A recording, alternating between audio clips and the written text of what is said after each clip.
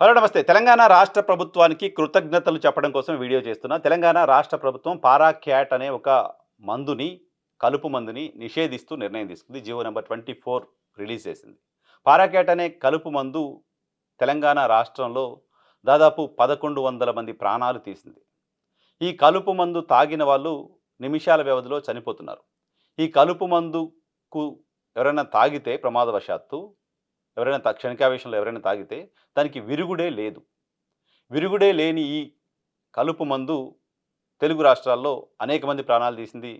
దేశవ్యాప్తంగా కూడా ఈ కలుపు మందు తాగి వేలాది మంది చనిపోయారు. కలుపు మందు పొలానికి పిచికారీ చేయడం కోసం కదా తాగేది, తెచ్చేది.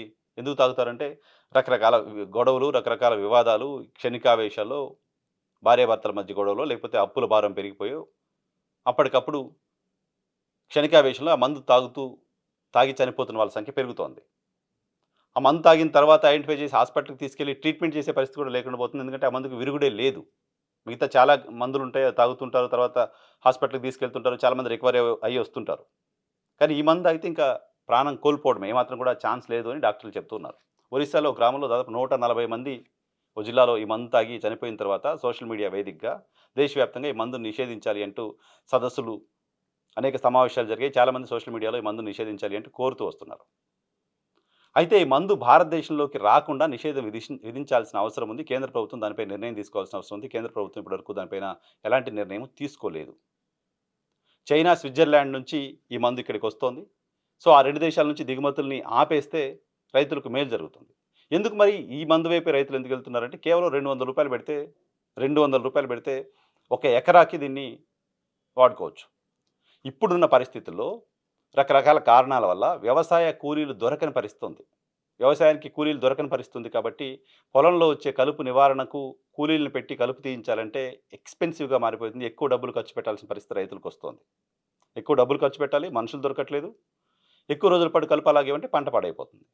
దానికోసమని రూ. 200 ఖర్చు చేసి తీసుకొచ్చి ఒక ఎకరం మొత్తానికి ఈ మందును పిచికారీ చేస్తే నిమిషాల వ్యవధిలో కలుపంతా వెళ్ళిపోతుంది. కాబట్టి ఇది డేంజర్ అని తెలిసినప్పటికీ దాన్ని పిచికారీ చేయక తప్పని పరిస్థితిలోకి రైతు వెళ్తున్నారు. సో, ఆల్టర్‌నేటివ్స్ ఇంకెన్ని ఉన్నప్పటికీ ఇది ఎఫెక్టివ్‌గా పనిచేస్తుందనేది వాళ్ళ నమ్మకం. జస్ట్ 10 మిల్లీ గ్రామ్స్ తీసుకుంటే కూడా ప్రాణం పోయే పరిస్థితి ఉంది. ప్రాణాలు పోయే వాళ్ళ సంగతి అట్లా పెడితే, ఈ మందు పిచికారీ చేస్తున్న సందర్భంగా దాన్ని పీల్చినా, ప్రమాదవశాత్తు అదేమన్నా వాళ్ళకి టచ్ అయ్యి నోట్లోకెళ్ళినా రకరకాల అనారోగ్య సమస్యలను కూడా ఫేస్ చేస్తూ ఉన్నారు. సో, ఇంత తెలిసినప్పటికీ అనేక మంది డాక్టర్లు, పర్యావరణవేత్తలు, మేధావులు దీన్ని నిషేధించాలని చాలా రోజులుగా కోరుతున్నప్పటికీ కేంద్ర ప్రభుత్వం దీనిపైన స్పందించలేదు. కానీ తెలంగాణ రాష్ట్ర ప్రభుత్వం మాత్రం దీనిపైన స్పందించి దీన్ని బ్యాన్ చేస్తూ నిర్ణయం తీసుకుంది. అయితే ఇంకో ప్రమాదం కూడా ఉంది ఇప్పుడు. ఇంకో ప్రమాదం ఏంటి? దీన్ని నిషేధిస్తున్నాం.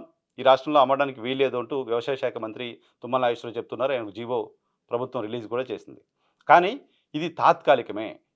ఇప్పుడు మనం ఏప్రిల్ 2 రోజు మనం ఈ వీడియో గురించి మాట్లాడుకున్నాం. ఏప్రిల్ 1 రోజు ప్రభుత్వం జీవో ఇచ్చింది. ఏప్రిల్, మే 2 నెలలు మాత్రమే దీనిపైన నిషేధం ఉంటుంది. నిజానికి అగ్రికల్చర్ సీజన్ మే ఎండింగ్ నుంచి స్టార్ట్ అవుతుందనుకుంటే జూన్, జూలైలో ఎక్కువగా విస్తృతంగా జూన్, జూలై, ఆగస్టులో దీన్ని ఎక్కువ వాడడానికి సంబంధించిన అవకాశం ఉంటుంది. 60 రోజులు మాత్రమే ఈ బ్యాన్ పెడుతున్నారు. ఎందుకంటే రాష్ట్ర ప్రభుత్వానికి దీన్ని నిషేధించే అధికారం 60 రోజులకు మాత్రమే ఉంటుంది. 60 రోజుల తర్వాత మళ్ళీ ఆ కంపెనీ ఇక్కడ మందు అమ్ముకోవచ్చు.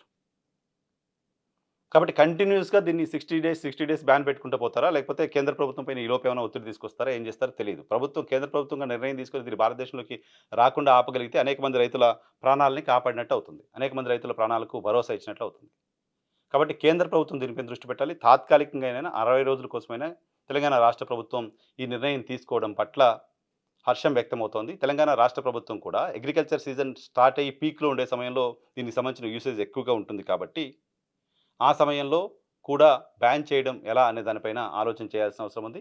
ఇప్పటికే తెలియకుండా ప్రభుత్వం నిషేధించిన తర్వాత కూడా ఇప్పటికే డీలర్ల దగ్గర ఉండొచ్చు, రకరకాల వ్యక్తుల దగ్గర ఈ మందు నిల్వ చేసి ఉండొచ్చు. వాటిపైన కూడా దాడులు చేసి వాటిని స్వాధీనం చేసుకునే దిశగా ఈ అమ్మకాలను పూర్తిగా ఆపే దిశగా ప్రభుత్వం సీరియస్‌గా ప్రయత్నం చేయాల్సిన అవసరం అయితే కనపడుతోంది. చివరిగా మరోసారి తెలంగాణ రాష్ట్ర ప్రభుత్వానికి ధన్యవాదాలు.